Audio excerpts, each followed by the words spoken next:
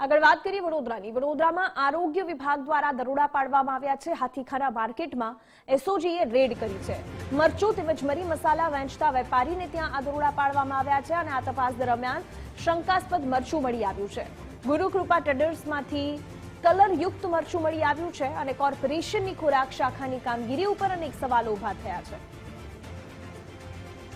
અલ્પેશ સુથાર વધુ જાણકારી સાથે જોડાયા છે. અલ્પેશ, અત્યારે જે દરોડા પાડવામાં આવ્યા હતા ત્યાંથી શું મળ્યું છે અને કાર્યવાહી કયા પ્રકારની થવાની છે, શું જાણકારી? બિલકુલથી દિવ્યા, વાત કરવામાં આવે તો વડોદરા શહેરમાં જે એસઓજીની ટીમ છે તેના દ્વારા આજે મરચું અથવા તો જે મરી મસાલાનું વેચાણ કરતા વિક્રેતાઓ છે ત્યાં રેડ કરવામાં આવી છે.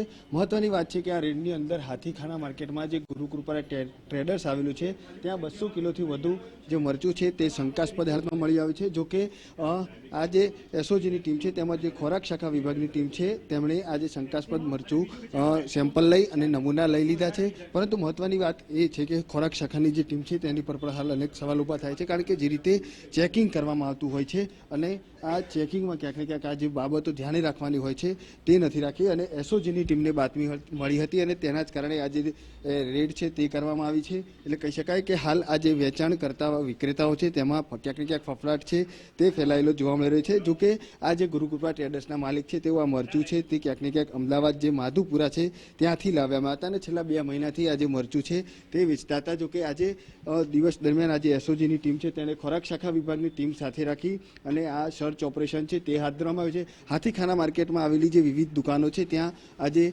સેમ્પલિંગ છે તે પ્રક્રિયા હાથ ધરવામાં આવી છે. જોકે સેમ્પલ લીધા બાદ રિપોર્ટ આવ્યા બાદ જ ખબર પડશે કે મરચું ખાવા લાયક છે કે નહીં. એટલે કહી શકાય કે હાલ તો આ જે વેચાણ કરતા વિક્રેતાઓ છે તેમાં ક્યાંક ને ક્યાંક ફફડાટ છે તે જોવા મળી રહ્યો છે, કારણ કે વહેલી સવારથી જ એસઓજીની ટીમ છે તેણે ખોરાક શાખા વિભાગની ટીમને સાથે રાખી અને દરોડા કર્યા છે. મહત્વની વાત છે કે ખોરાક શાખા વિભાગની ટીમ પર પણ હાલ અનેક સવાલો ઊભા થઈ રહ્યા છે, કારણ કે જે રીતે વાર તહેવારે અથવા તો રૂટીનમાં જે ચેકઅપ કરવાનું હોય છે તે ચેકઅપમાં ક્યાંક ને ક્યાંક ખામી દેખાય છે અને આ પ્રકારના મરચા છે તે મળી આવતા હોય છે. જોકે એસઓજી વિભાગની જે ટીમ છે તેને બાતમી મળી હતી અને તે બાતમીના આધારે આજે હાથીખાના માર્કેટમાં આવેલી વિવિધ દુકાનો છે ત્યાં સર્ચ ઓપરેશન ચાલી રહ્યું છે. એટલે કહી શકાય કે હાલ આજે તમામ જે મરી મસાલાઓ છે અથવા તો જે મરચાઓ છે તેનું સેમ્પલિંગની પ્રક્રિયા છે તે હાથ ધરવામાં આવી છે. ક્યાંક ને ક્યાંક જે મરચું છે તેમાં પણ કલરયુક્ત મરચું છે તે મળી આવ્યું હતું ગુરુકૃપા ટ્રેડર્સની અંદર. એટલે હાલ તો આજે વેચાણ કરતા વિક્રેતાઓ છે તેમાં ફફડાટ છે તે ફેલાયેલો જોવા મળ્યો છે. વિવિધ મરી મસાલાઓની દુકાન છે ત્યાં એસઓજીની ટીમ છે તેના દ્વારા રેડ કરવામાં આવી છે.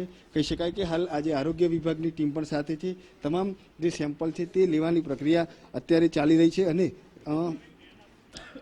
જે ગુરુકૃપા ટ્રેડર છે ત્યાંથી પણ 200 કિલો જેટલું મરચું છે તે મોટી માત્રામાં મળી આવ્યું હતું. એટલે હાલ આજે વેચાણ કરતા જે મરી મસાલાઓના તેમાં ક્યાંક ને ક્યાંક ફફડાટ છે તે જોવા મળે છે. જોકે દિવસ દરમિયાન આજે વેપારીઓને ત્યાં એસઓજી તેમજ જે ખોરાક શાખા વિભાગની ટીમ છે તે સાથે રાખી અને સર્ચ ઓપરેશન ચાલશે અને જ્યાં પણ કોઈ શંકાસ્પદ જથ્થો જણાઈ આવે ત્યાં સેમ્પલિંગની પ્રક્રિયા પણ કરશે. પરંતુ મહત્વની વાત અહીંયા એ છે કે જે રીતે એસઓજીની ટીમે 2 દિવસ અગાઉ જ જે નકલી સિરપનો જે ગોડાઉન ઝડપ્યું હતું ને ત્યારબાદ સતત આ પ્રકારની કામગીરી છે તે એસઓજીની ટીમ દ્વારા કરવામાં આવી રહી છે. આપ જોઈ શકો છો તે રીતે આજે મોટી માત્રામાં જ્યાં જથ્થાનો સંગ્રહ કરવામાં આવે છે જે મરી મસાલાઓનું ત્યાં એસઓજીની ટીમ છે તે ત્રાટકી છે અને દરોડો કરવામાં આવ્યો છે.